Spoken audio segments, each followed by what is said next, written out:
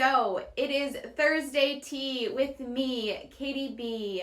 I am Katie Bach from katiebach.com. I am an intuitive spiritual guide, mindset coach. I combine yoga, meditation, mindset tools, and energy work to help you discover your truth, to love yourself more, to live your best life. So I'm so happy you are here today for Thursday tea. Today's tea is Zen by Tazo. So you can find this tea probably in your supermarket, at Target, Walmart, anywhere. Easy to find. It's one of my favorites. It's a green tea with a bit of mint and lemongrass. Really great.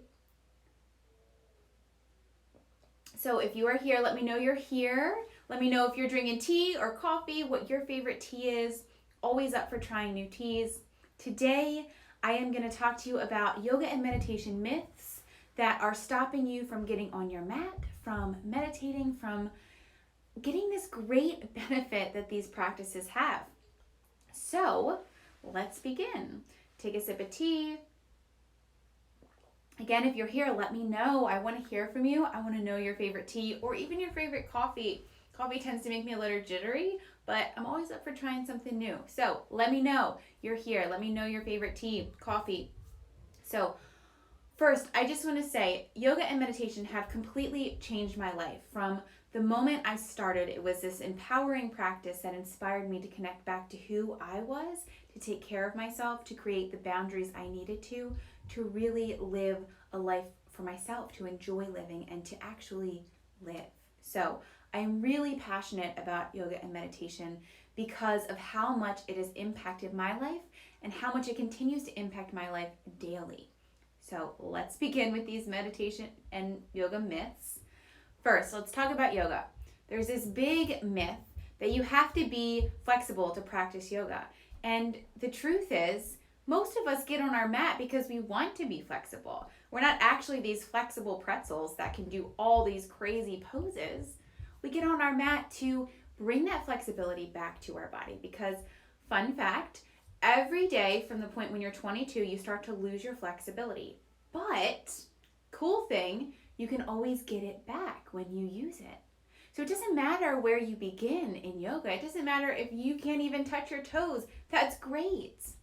Your yoga always meets you where you are. So you gain flexibility just by coming to your mat and starting the practice, which is really a beautiful thing. So break that myth down. You do not need to be flexible. And on top of that, you don't need to look a certain way. You don't have to have a certain body type. You can practice yoga wherever you are today. That is the beautiful thing about yoga. Coming to your mat, being accepted where you are, and freeing yourself to be who you are today and grow into who you want to be. So yoga meets you where you are. You do not have to be flexible. You don't need to touch your toes. You don't need to look a certain way. Everything you see on Instagram, all these beautiful pictures, that's not what yoga is. So let's go into the next myth because that ties right into it. There's also this myth that you have to do a headstand or a handstand or a scorpion or all these big advanced poses, and you don't. I mean, you can if you want, but you don't have to. In fact, rarely do I ever do a headstand. I can't do a handstand without a wall, and rarely do I do the other more advanced poses because it's just not currently in my practice. And so you don't have to do these advanced poses to practice yoga, to experience the benefits. All these pictures, again, that you see on Instagram, you see on social media of people doing these headstands and handstands and these other advanced poses. I mean, they're beautiful and they look cool and all that. That doesn't mean that you have to do it to practice yoga. There are actually many forms of yoga. And again, yoga meets you where you are. If you want to do a headstand, okay, let's work towards it. But if you don't, that's great too.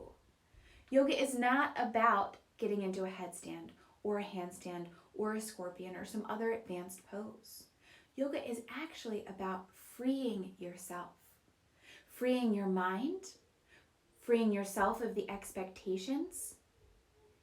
Yoga is about freedom. Literally, the Yoga Sutras, which is like the explanation of the science of yoga, is literally giving you step by step how to free the mind. Yoga is about freeing the mind, which brings us into the next myth that I want to break down about yoga, that it's just a physical practice, that it's just about moving the body. And yoga is so much more. Oh my goodness, I can't even begin to explain to you how much more yoga is, but I'm going to just give you a little taste. Ready? So asana is the physical practice of yoga, the movement of poses, the sitting in poses. Asana is like my fingertip right here. And then yoga is like the entire room that I am in, which is a pretty big room, just so you know. I know you can't see the whole room, but it's pretty big. The physical practice of yoga is really just this small little pin size of yoga. Hi, Rabab. Hi, Linda. Thanks for joining me. It's really so much more. And it's great because the physical practice often is like the doorway for us to enter into this beautiful practice that is so much more. And so start with a physical practice or start with another part of it, but it's not just physical. It's so much more than that. So let's break it down. You don't need to be flexible. You don't need to look a certain way or have a certain body type. Yoga meets you where you are. You don't have to do a headstand or a handstand or any other advanced pose. You can actually sit on your mat in a comfortable seat and breathe. And guess what? That is still yoga. There is a famous quote, and I can't remember who says it, but some famous yogi says, you only have to breathe. If you can breathe, you can do yoga. And that is so true. It's not just physical movement. You don't have to be flexible. You don't have to look a certain way, and you certainly don't have to do a headstand. I mean, if you want to, go for it. Great. You don't have to, though. Yoga is all about freeing your body, freeing your mind, freeing yourself to live. It's like you're liberating yourself of all these expectations and pressures, and it's such a beautiful practice, and I am truly passionate about it, which is why I want to break down these myths with you. I want to break it down so you can start a practice, remembering that yoga meets you where you are. Wherever you are today, yoga meets you there. And if you're different tomorrow, that's okay. Yoga will meet you there. Yoga is a practice about freeing yourself, your body, your mind, your soul, living this life freely, flowing in your way, and it meets you where you are every single time you step on the mat. If you're stepping on your mat to move your body, if you're stepping on your mat to meditate, to breathe, even when you're off your mat, you don't have to have a mat to practice yoga either. You can just practice it wherever you are. All these myths are making it harder to start the practice because there's some fear involved, like what's going to happen if I do this? Something amazing is going to happen, really it is, I'm telling you. When I started yoga, I was 19, I was pregnant, and I was in an abusive relationship. And that yoga practice reminded me of how powerful I was. It reminded me of the power I had to make choices. It reminded me of my truth. It connected me back to my soul. And bit by bit, I began to free myself. I began to create boundaries. I began to say no. I began to pull myself out of the situation I was in and really create a life that I loved. To remember my power, to be myself, to love myself. And yoga meets you wherever you are. So whatever your situation is, whatever you're feeling today, yoga will meet you there. And here's the next myth. Let's break it down. It doesn't have to be an hour-long practice, a 90-minute practice. It doesn't have to be 30 minutes. It can be 5 minutes. It can be 1 minute. This goes for yoga and meditation, because I'm going to go into some meditation myths too here in a minute. It doesn't matter the length of time. It just matters that you sit down and do it. The more you do it, the more time you will make to do it. So if ultimately you want a longer practice, okay, well, you'll get there. Stop putting all this pressure on yourself, like you have to do it for a certain amount of time, or you have to be a certain way, or you have to be a certain person, or you have to be at a certain spirituality level. No. Yoga meets you where you are. Meditation meets you where you are. You don't have to be any certain person or any certain way or look a certain way. You just have to be you, and you just have to do it. If that means breathing, if that means meditating, if it means walking out in nature, if it means getting on your mat and going through some poses. It doesn't matter what you choose that day, it's just that you chose to do it. That you chose to care for yourself and to do the yoga or to do the meditation. So we're busting through all these myths, we're breaking them down, we're throwing them out the door. And we're coming to this space remembering that yoga and meditation, they meet you where you are. In the moment, in the day, because we are all different from moment to moment and day to day, and that is totally okay. But it meets you where you are. So I'm gonna take a sip of tea. Again, if you're just joining me, tea today is Zen by Tazo. You can find it in any of your local supermarkets or Target or Walmart, pretty much anywhere you can find it. It's a green tea with some mint and lemongrass, really one of my favorites. So let's go into some meditation myths, because meditation, actually, me personally, I was held back from meditation for so long because I was like, oh, I don't want to just sit still. Like, my mind was too chaotic, and for so long I'd be like, oh, I have so many thoughts. How am I going to meditate, right? Because when we think about meditation, a lot of times we think about like, oh, we're sitting, sitting down, crisscross, right, with our hands together maybe, and we're just sitting still, and we're meditating. We have no thoughts. It's total stillness, total quiet, and it is totally not that. Maybe you reach that someday, but that's not what meditation is. You actually have 50 to 60,000 thoughts a day. So having no thoughts at all is really kind of, I don't like to say the word impossible, but that's kind of off the wall, right? It would be really difficult. So meditation isn't about having no thoughts. It's about allowing the thoughts to come and to go, right? So you're acknowledging them, you're mindful of them, but you let them pass through. So instead of saying, oh, I have to go to the supermarket and I have to get this, oh, and I have to do that, and going down the rabbit hole of the thought, you say, oh, I have to go to the supermarket. Okay. And you let the thought go, and you let the next thought come, right? And there may be some silence in between there. There may be some stillness, and there may not be. But again, meditation meets you where you are. And there's no right or wrong way to do these practices. There's no right or wrong way to practice yoga, to practice meditation. There's your way, and there's the way that works for you.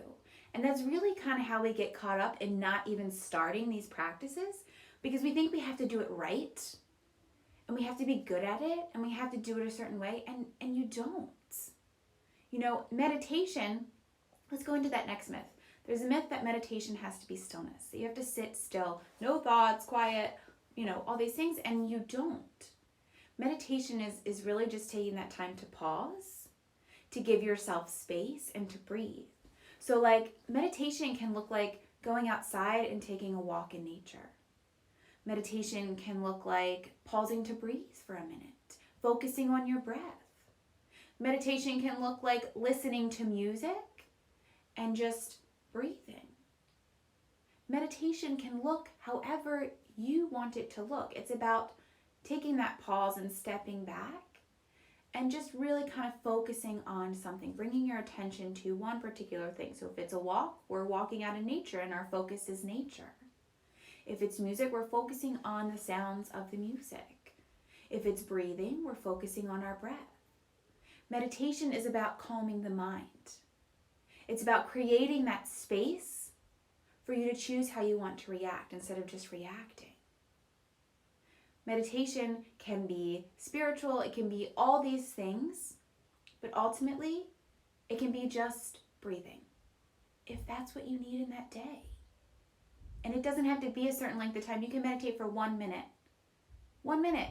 I mean, who doesn't have a minute that you can make to meditate? Especially all the benefits you're going to get from it, right?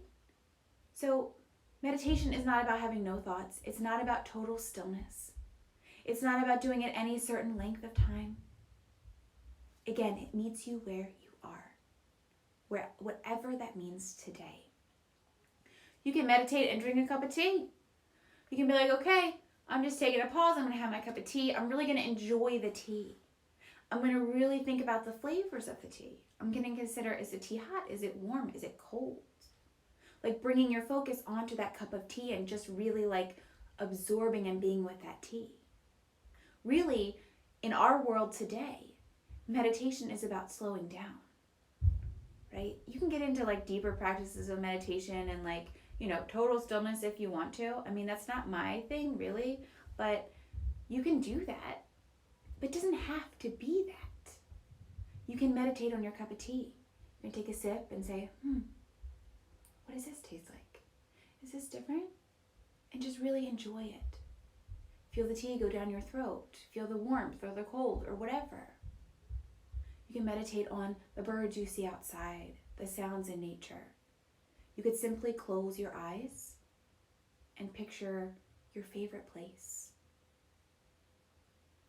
Yoga and meditation meet you where you are.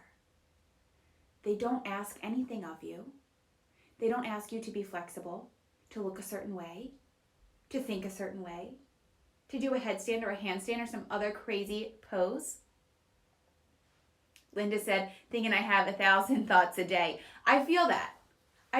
And that's okay too. But see, when we go into meditation, you don't have to stop those 1,000 thoughts a day. You don't have to make them non-existent.